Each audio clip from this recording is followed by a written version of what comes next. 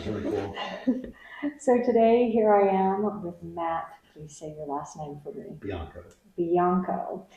And we're here in North Carolina at CiRCE Institute, and I'm thrilled to be here.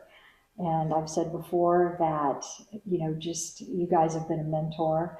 And actually, when I was going through the training for Wells Tools, Matt got a few emails from me over the years, and a few comments, and just your grace. I just want to thank you for that. So if you need to reach out to someone,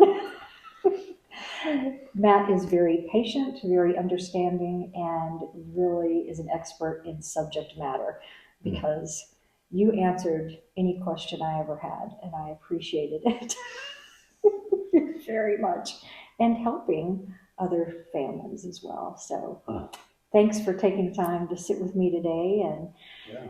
you heard me interviewing and talking with Andrew. So what did you pick up on that you're like, we should add this too? I know. Yeah, because you guys he talked about teaching from a state of rest, and I thought, oh, there's so much that can be said about that.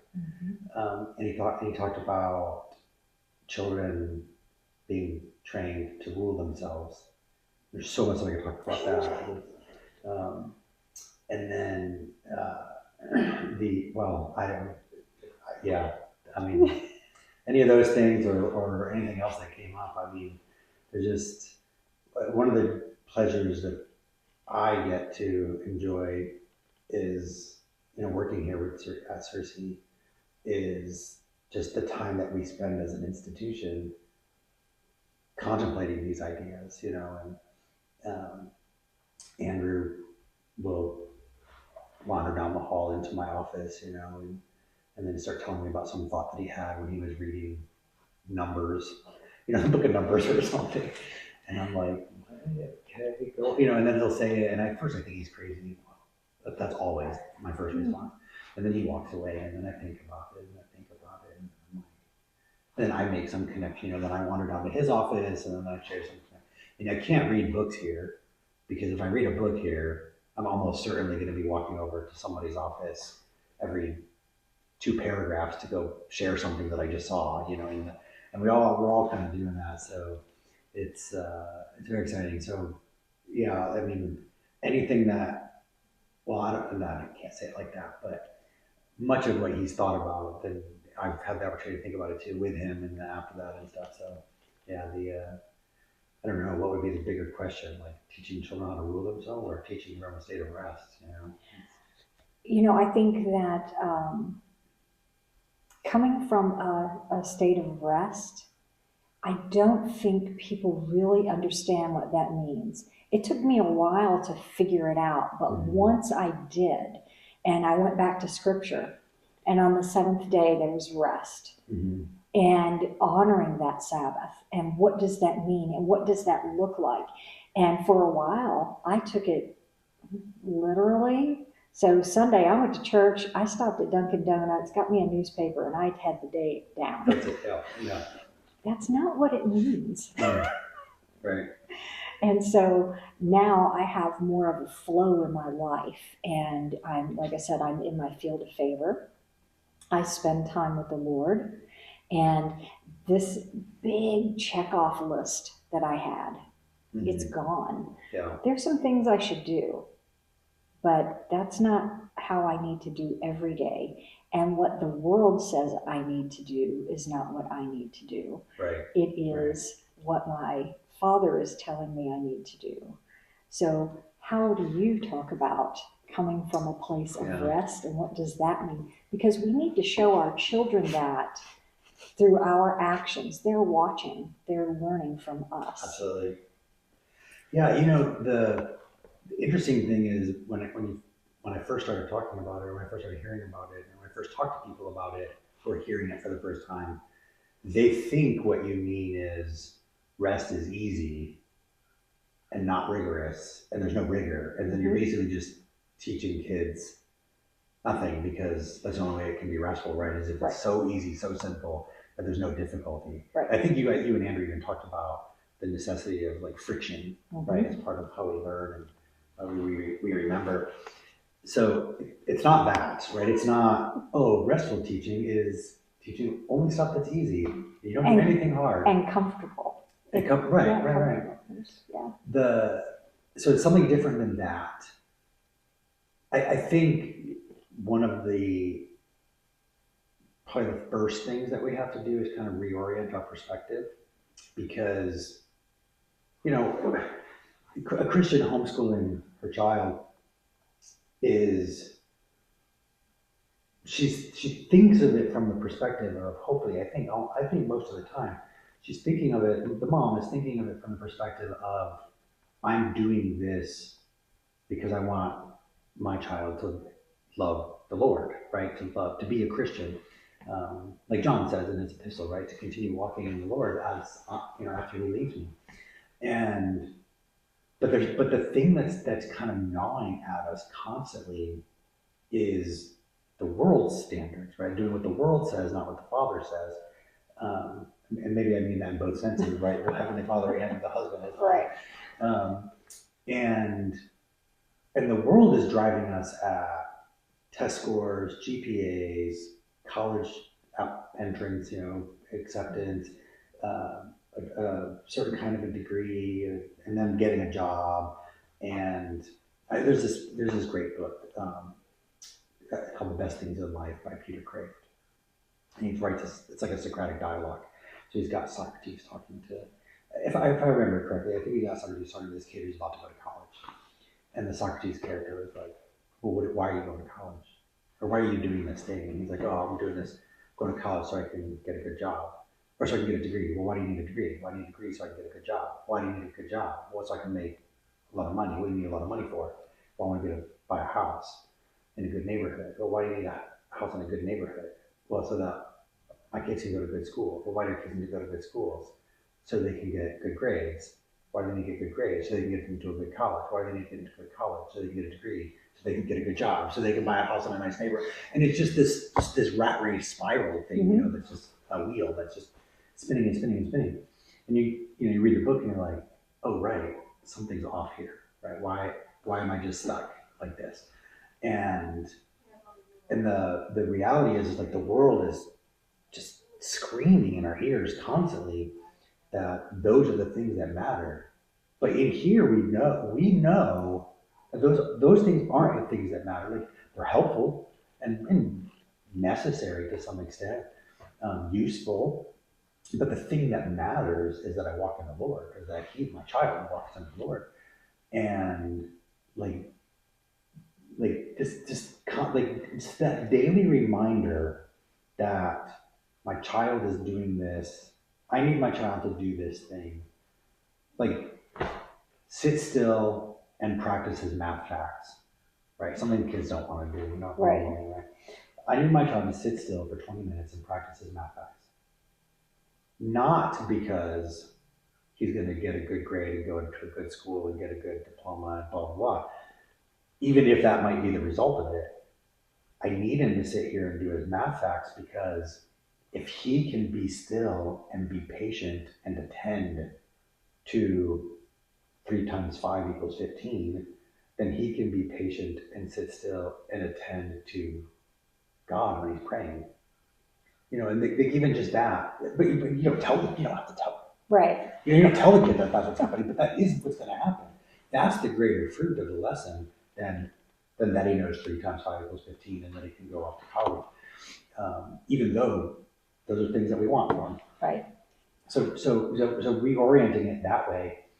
I remember, I remember being home one day. I had taken the day off from work, and I had made this plan for how I was going to spend my day. So my kids are older at this point, right? But it's an analogy for what happens in real life for the mom with the little kids at home. So I planned out my day, and I was going to get all these kind of chores, these tasks accomplished by a certain time. And then I knew that later in the day that one of my children was going to be coming over. And so I was planning it to be done by the time he got there, and so I'm working through the lesson or my tasks, and he shows up like an hour and a half earlier than I expected. And I was so annoyed. I just sat there, just steaming. I didn't say anything, you know, just, but I wore it on my sleeve, you know, you could tell. And so then afterwards I was thinking about it and I was like, and the thing is, like, he came over to bring my granddaughters over. Okay, so. That was sweet. So now my granddaughters are there, right? And I'm annoyed because I had said my day is gonna be to accomplish these tasks. And he came over and was bringing my granddaughters to me. And you know what they did when they came in the door? Came running over to the couch, yelling, "Poppy, Poppy, Poppy!" Jump into my lap, give me a big hug, and I'm annoyed. Like, how ridiculous is that? Mm-hmm. I mean, obviously, I'm not all there. Right. And wait, what? And so afterwards, I'm thinking about it, and I thought, I had set these expectations, and the expectation, like the goal was, if I finish all these things, then I will have accomplished X. And X was whatever, for the sake of the analogy, it was kind of a worldly goal, right? And when that got disrupted, I was annoyed at something that should have brought me great joy, right? These two little girls diving into my lap, yelling, "Poppy, Poppy, Poppy," wanting a hug. And I realized that I had made my expectations for the day king, and not realized that God's expectations for the day was to bring about my salvation, or how you express it, right? But to like sanctify me, to perfect me, right? Mm-hmm. And to mature me, and the disruption was a way of doing that, and I rejected it because I had made my own goal for the day, you know, and I basically missed out on an opportunity to be sanctified by setting aside myself and embracing the beauty that had come leaping into my lap, right? And so even there, right, like the homeschooling mom, you know, she's gonna have, I mean, every day she's gonna have, well, depending on how organized she is going into it, right? And how spreadsheet oriented she is. Even the best organized, life happens. Yeah, right. And recognizing that life happening is a way that God is teaching us to be patient, to trust Him, to love the life that's right there in front of me, you know, all of those things, like changing our perspective to recognize that is a huge first step, maybe the most important step to be able to operate from a state of rest, right? To be thankful for the interruptions, and even the crazy lunatic driving down the road that cuts us off and makes gestures at us and screams words at us, you know, and like aggravates us or angers us. Even that is like something to be thankful for. Not to be thankful that there's some lunatic being a lunatic, but to be thankful that God is giving me this or allowed this opportunity for me to grow spiritually, to become more patient or kind or forgiving or loving or whatever. I think of that story, you know, where David is with his men and he's left Jerusalem because of, I think one of his sons was taken over or something, right? And he's out wandering around, and then there's some guy yelling, cussing, swearing at him, cursing him, you know, calling him names and making all these accusations. And one of his soldiers, one of his guards or men or whatever, is like, "I'm gonna go take that guy out." And David's like, "No, because what if he's right? What if it's true? What if I deserve this, you know?" And he just receives it, and it's just not no, it's not my mentality. I don't think it's. I think in the moment, you know, when you get disrupted and stressed, the immediate reaction, the immediate response is, "Well, that wasn't just. You did something unjust to me because you brought my granddaughters over earlier than I expected." He actually may have brought them at the right time. I don't even know. I just had what I thought was a different expectation, and then that was somehow unjust, an injustice he did to me. It wasn't. It couldn't, you know. Yeah, I remember I get triggered And so what I started doing was I would plan for the future. So here's my process. In October, I knew what I was going to do for homeschooling wise the next August. Okay, you're a planner, yeah. Well, and then in January, between October and January, I'd be looking over the curriculum. What was I going to struggle with? Mhm. Because remember, I owned a business. Right, And right. I also had to, do what were my quarter expectations for my employees? Because if I didn't give them goals and leading them well, Mhm. then a cacophony is all I could think, Right, right. kind of crazy mess. And so October, I knew what I was going to do. I viewed things, looked over things. Then in January, I would start looking for a camp for my children to go to for 2 weeks. Mhm. And so then that's when I would put the syllabus and get everything lined out to the best of my ability, because I had a plan and then I had the goal. But then life happens. Right, right. And it's okay because I could make adjustments and I could pivot along the way. Yeah. And it wasn't so ironclad, oh my gosh, we're behind. It was, Right. okay, I really enjoyed when I could get together with other women Mhm. and just sit in that circle and here's what I'm going to do and here's what I struggled with, here's how I can work Mhm. this out or how I can do that, and in sharing that. And there is no shame in I don't know. Right, right. There is no shame in that, and it just takes you to a whole nother level of redeeming your own education. And you are being you're by the question you ask. Sometimes I'm like, it's so stupid, I don't want to ask it. But then I got to the point like, I really don't care. I put my pants on the same way you do. Mhm. I'm going to ask. And I was amazed at how many other people really were going to ask the same question, but they were too embarrassed and they had a lot of shame wrapped up around in it as well. And I just got the philosophy of I don't care. Yeah.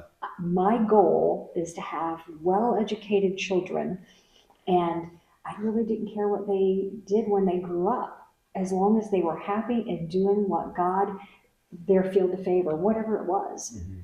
And we saw it very early in our children, and we saw what direction they were going.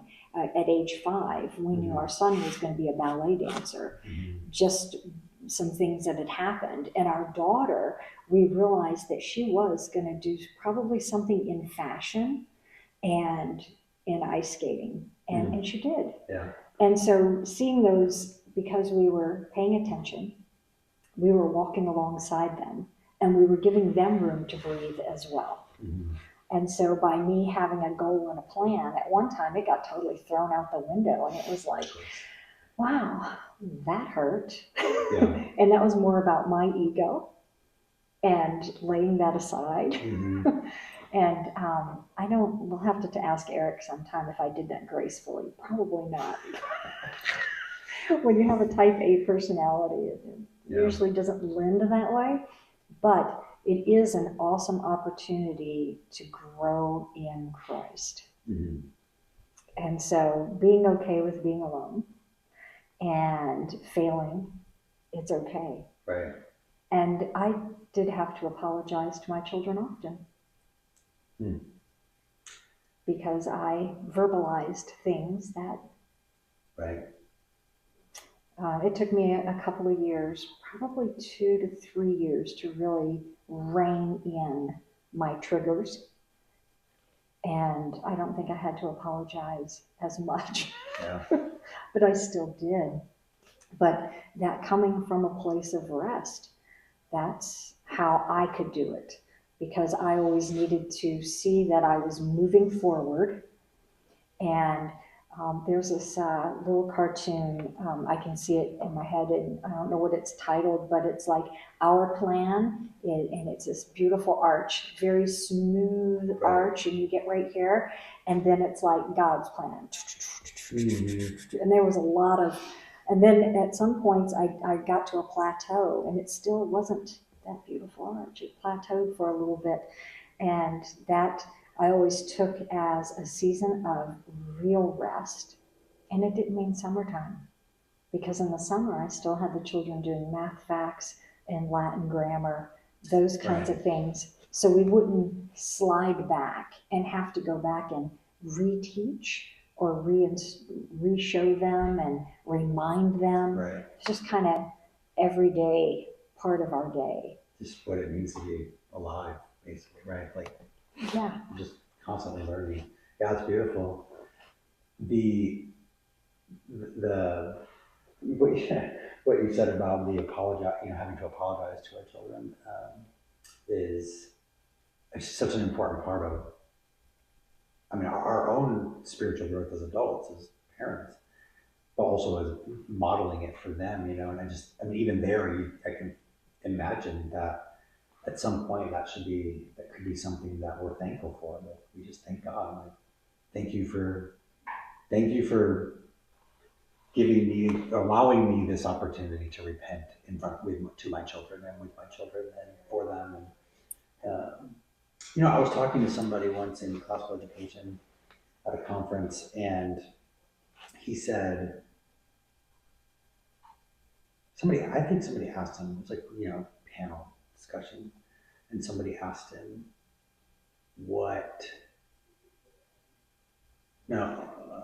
sorry. His children are grown, and one of his children is no longer a believer. And then he said, but I still have hope for him. And he said, because of the Psalms.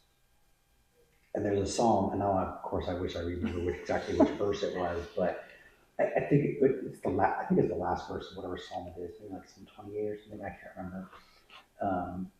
But it basically says something like, gratitude is the means by which God can enter in and save us, kind of thing. Like, God can get in, like the crack in the door to my soul is gratitude, and God can squeeze in this crack. The psalm doesn't use the analogy of the crack in the door, but it's like that kind of idea. And he said, and my son, my unbelieving son, is one of the most grateful people I know. And it's one of the most gratitude-filled people. And then that's his hope, right? Because the song says, and so it's ever since I've heard that, it just has been something that I think about, like, and pray about for more. Help me be grateful, help me have gratitude, even for the things that are, like, I sinned when I did that, when I talked like that to my child, for example, and yet somehow being able to be thankful that I'm now in a place where I'm repentant of that and apologizing for it. It's such a blessing for God that He allows that that's a possibility for us, right? Yeah. That we can sit, and there's a mechanism to get out of it, to be forgiven. It's beautiful. So, and we have that every single day with our children, especially if they're at home with us all day. I used to I'd be amazed at how my children handled things, and I'd be like, wow, I wish I could handle things, in these different ways. And it was like, wait a minute, I do handle it that way. I just didn't recognize things in myself because our daughter fired her ice skating coach, and how she did it was with such love and grace. And it was like, wow. And I think she was 14. Wow. And she had been with him since she was 6. And it was like how she went about it. And it was like, she is a godly woman, and she really prayed about it, and she asked for guidance first, and she did. And when she did it, I was just like, wow, that was, I'm very proud of you for taking ownership of that. That's a very hard thing for a child to do. For an adult to do. It is. It's extremely hard, you would think, for a child to do, and it's hard for an adult because I've had to let people go, and very uncomfortable to be in that space and place. But once we go back and we look at people who are like, oh, I have a 2-year-old, and what curriculum do you use? And I'm just like, hello, we need to use, role model. How do you, what can your child expect in the morning when they get up? And when plans don't work out, what does that look like? How do you pivot? How do you make those changes? And by showing your children and modeling for your children from that young age all the way up causes more rest, because there's some children that are extremely left brain children and they want to know what's going on. And if you're making an adjustment, you better know why. And they don't make adjustments very well. And so, by being at a young age and having a little bit of mix up in a schedule, how you handle it, how you talk to your child about it, gives them security and safety, and they can pivot and make changes better. Because if you have a child that has a meltdown, it could be a 30-minute meltdown, it could be a half a day meltdown. And then there's trust issues that show up. And then there's, just uncertainty. And children do like certainty. Right. And you're there for them. So having that consistency, all these things go into rest. You don't always realize it though. Yeah. I can remember very clearly the moment that I realized why my son watched the same Disney movie over and over and over again when he was 3, and realizing like what that meant for him, for our children, because we're, from the perspective of our children, our 2-year-old and 3-year-old, we're pretty chaotic. Like we're like, come on, let's go, and then we just throw them in the car and we take them to the grocery store, and but the next time we say, come on, let's go, and we throw them in the car, we're taking them to the dentist, and it's so there's so much that they can't expect and they can't predict at that age, and we tell them, they ask, can you help me with this? Yeah, in 5 minutes. And then 45 minutes later, we get up and help them. And there's not even a sense of time, because we don't ever, most parents aren't typically actually giving them the actual amount of time that they're saying. And then, so they're even, time is kind of warped for them. But if they get to watch, for my son, it was Toy Story, if my son got to watch Toy Story over and over and over again, it was predictability that was brought to his day, to his life. Like he knew what was coming next, and he had this kind of stability, and he's a pretty stable young man today, and doesn't get freaked out by change. I mean, I don't know if watching Toy Story 1,000 times in a couple of years is exactly what should get credit for that, but I mean, there's something to that, right? That to your point, right? That there's, especially some children who need much more stability, and even just being kind enough to tell them the schedule for the day, or tell them the plan for the day, or tell them what's for dinner, or whatever. Whatever it is they need to know to like feel some sense of stability can be helpful, especially for